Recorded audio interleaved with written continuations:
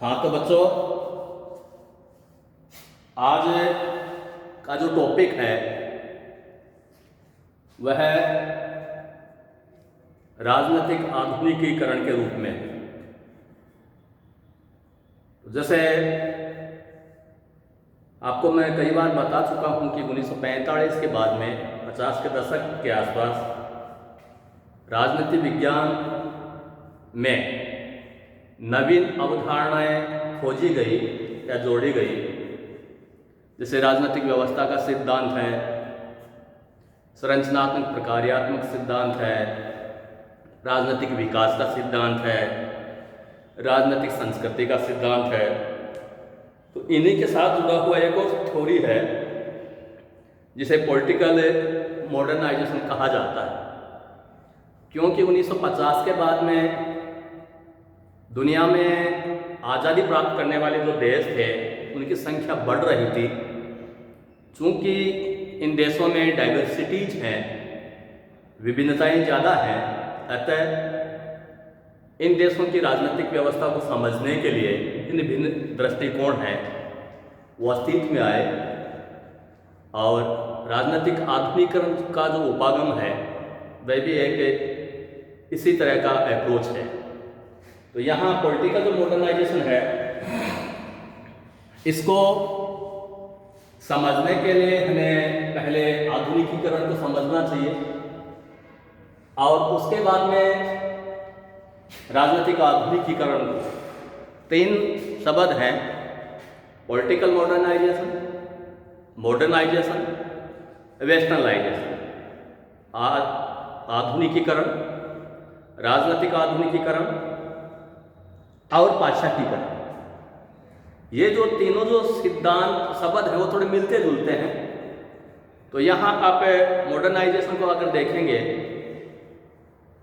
तो यहाँ एक क्लॉड वेज था। क्लॉड वेज ने मॉडर्नाइजेशन की एक बहुत अच्छी परिभाषा दी है। उन्होंने कहा कि आधुनिकीकरण एक ऐसी प्रक्रिया का नाम है जो साधनों के विवेकपूर्ण प्रयोग पर आधारित है। यानी कहने का मतलब है कि जो अपने पास साधन होते हैं उनका विवेकपूर्ण ढंग से यूज करना, वह मॉडर्नाइजेशन। अब जैसे गांव से शहरों की तरफ पलायन, कृषि में बदलाव। आज से 20 साल पहले का किसान खेती करता था तब उनके लक्ष्य कुछ और थे, आज का किसान खेती करता है उनका लक्ष्य कुछ और होता है।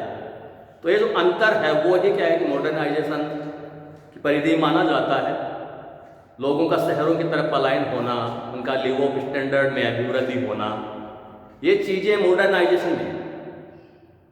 अब अगर आधुनिकीकरण, राजनीतिक आधुनिकीकरण को अगर देखा जाए तो रिचर्ड जो कोलमैन है उन्होंने एक परिभाषा दी है कि राजनीतिक आधुनिकीकरण का मतलब एक ऐसे संस्थागत ढांचे का विकास होना जो मांगों का मुकाबला आसानी से कर सके। यानी कोलमैन ये कहता है कि राजनीतिक आधुनिकीकरण का मतलब एक ऐसे संस्थागत ढांचे का विकास होना जो मांगों का मुकाबला बेहतर तरीके से कर सके। मतलब यह है कि एक ऐसे संस्थागत ढांचे का विकास जो इतना लचीला और शक्तिशाली हो कि मांगों का मुकाबला आसानी से कर सके। लचीला इतना हो कि हर व्यक्ति को अपनी मांग प्रस्तुत करने का अधिकार होना चाहिए, और शक्तिशाली इतना है कि वो छोटी मोटी जो मांगे होती है, बेतुकी मांगे होती हैं, उनके सामने झुक ना जाए, उनके सामने कमजोर ना पड़ जाए।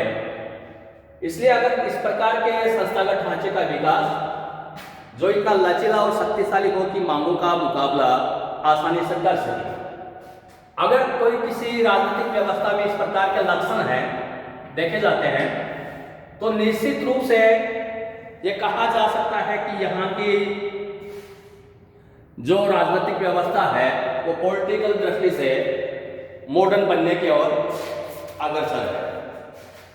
तो सबसे पहला इसका जो सिद्धांत है वह यह है कि राज्य में शक्ति का अधिकाधिक केंद्रीकरण।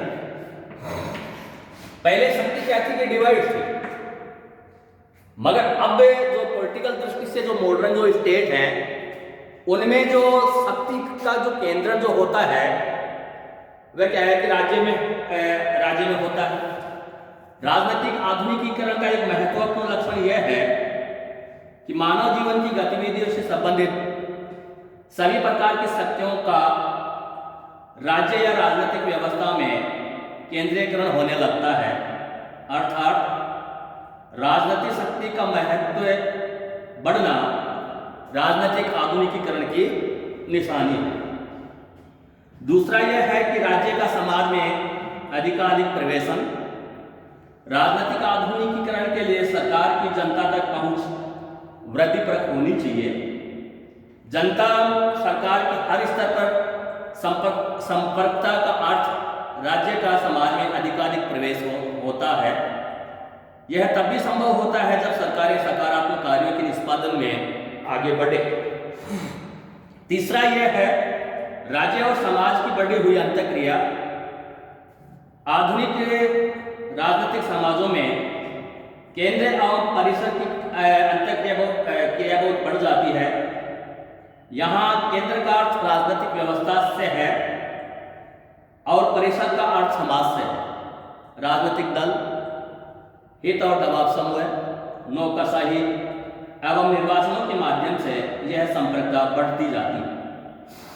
सत्ता के जो परंपरागत जो स्रोत हैं उनका निर्बल होना भी राजनीतिक आधुनिकीकरण का लक्षण है। आधुनिक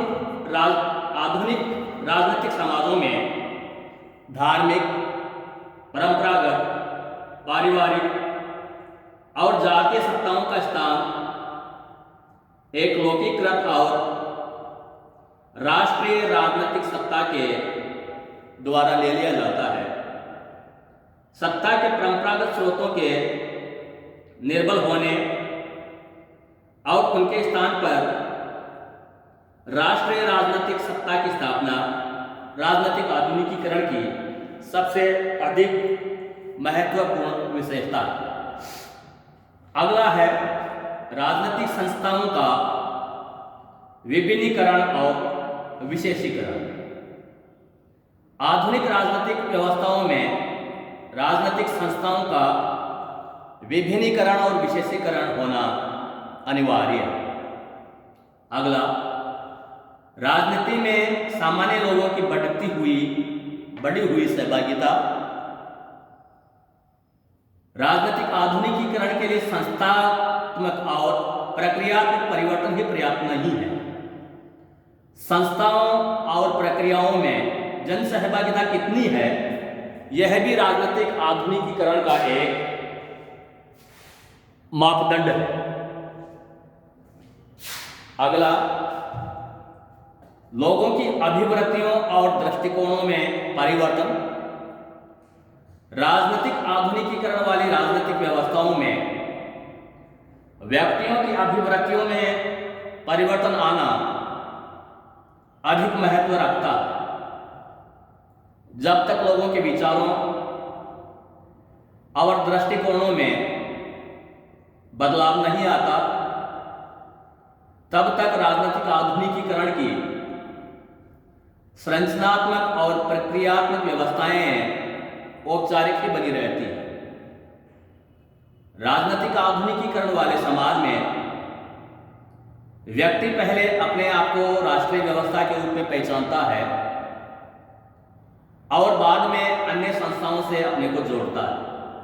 उदाहरण के लिए, भारत को राजनीतिक दृष्टि से आधुनिकीकृत करने की अवस्था तभी मानी जाएगी जब भारत का हर नागरिक पहले भारतीय और बाद में गुजराती, तमिल और बंगाली माने कि अभिप्रति से युक्त होगा। अगला, व्यापक आधार वाली नौकरशाही। राजनीतिक व्यवस्थाओं को केवल नौकरशाही के वृहत आकार के आधार पर भी आधुनिकीकृत नहीं कहा जा सकता है।